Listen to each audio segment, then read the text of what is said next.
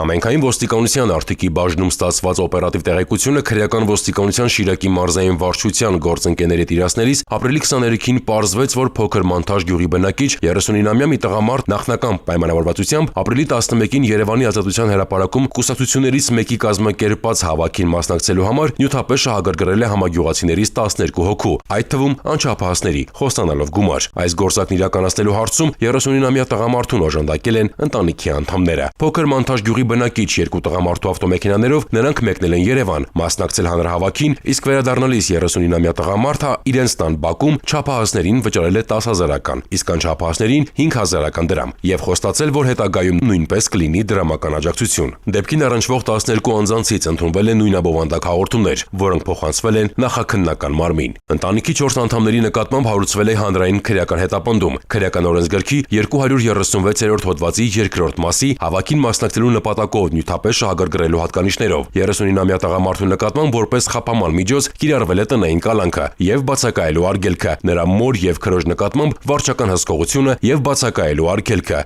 իսկ ընտանիքի անչափահաս անդամի նկատմամբ դաստիարակչական հսկողությունը։ Նախաքննությունը շարունակվում է։